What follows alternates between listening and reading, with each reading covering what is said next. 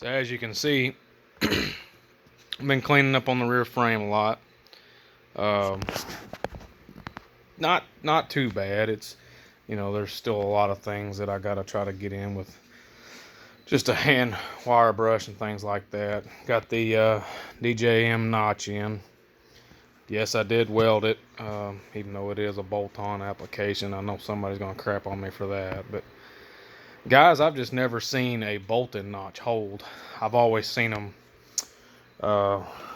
regardless. I've always seen the hardware come loose over time. If you don't get under there and check it, it'll waller the holes out. And I've seen in the past with lift kits and lowering kits, like the bolt hole will actually spider and crack. I've just seen it happen too much, so I know somebody's gonna flip out because I welded it in. But you know what? I just do what I know, and I know that works.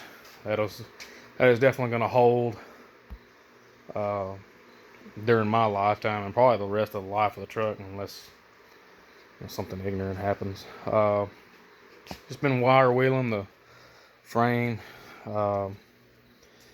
Still trying to figure out what exactly we're gonna do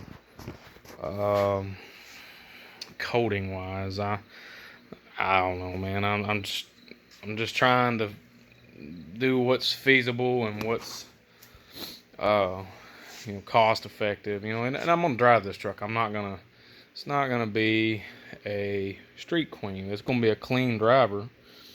But I'm not gonna throw a mirror into this thing at a car show. I'm gonna drive it and use it, and just try to enjoy it.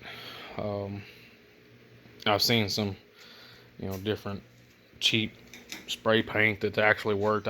There's a guy, Tommy Cheeky from Cheeky's Garage.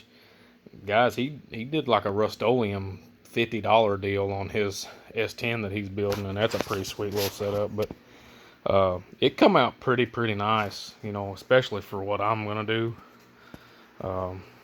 He just used like a rust reformer on it, and just used a gloss black, and it turned out pretty freaking mint, in my opinion, especially for a rattle can job. I mean, I got nothing against rattle can. My old S10 was rattle can, and it held up for years. Just got the front end up. All that looks a little sketchy, but it'll hold. I'm gonna try to get my buddy out here, Cody, to help me pull the front end off here. That's more than I can handle by myself. I'm gonna get under there, and we're gonna try to clean all this up as best we can, just to make it look a lot nicer. We're gonna get new bushings, new sway bar end links, new brakes.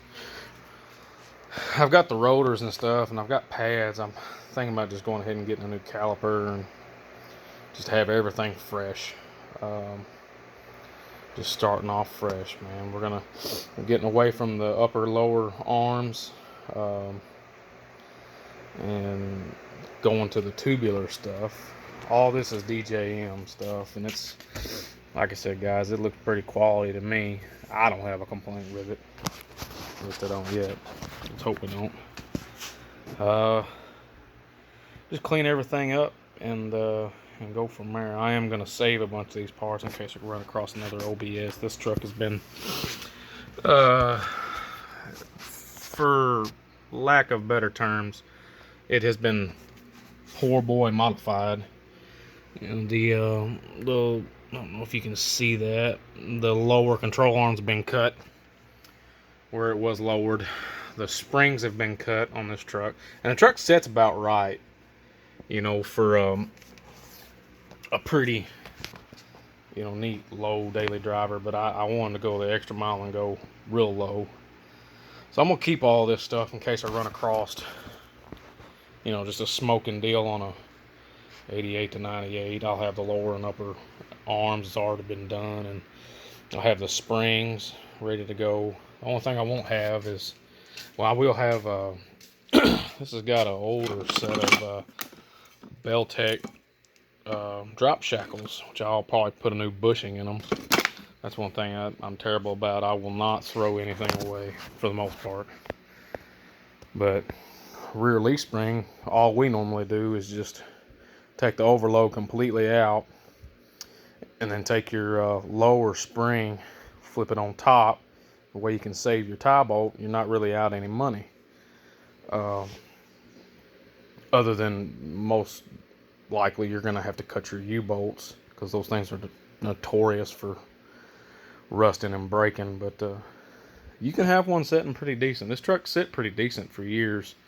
Like I said, I just wanted to go the extra mile with the notch, which this truck, I guess, had bottomed out real hard at one point because that side of the frame was dented, and this one was kind of dented on the driver's side. I don't know whether it bottomed out pretty hard or what, but I'm gonna take this spring apart, flip it back right, because that's gonna, if I don't, it's gonna make the rear end even lower, and I don't want that. Clean up all the springs and probably put new bushings in it. That's my little 1-inch drop shackle from DJM. I like that they put grease certs in just about everything they have. I really like that. You can service it and take care of it. But just plugging away a little at a time, and hopefully I'll get Cody out here to help me, and we'll get this front end off here. I am probably gonna go ahead and change this core support to the this little square seal beam headlight. I think I'm gonna go ahead and do that because I just think it's gonna fit better behind that Phantom grille. I think it'll look a little better, in my opinion. I don't know. If not, we'll go back and do it the other way. Ain't no big deal. Just a little time and effort, right? But we're making it happen, guys. Slowly but surely. Like I said, weather and time and working all the time, and my daughter's gonna be here probably any minute. Mama's running out of real estate, and I'll definitely be on a hiatus there for a minute. So anyway, y'all just stay safe and get out there and work on it. Whatever it is you got, keep plugging away at it. Can't eat an elephant all at once. Just eat it a bite at a time. Y'all be safe. Stay working.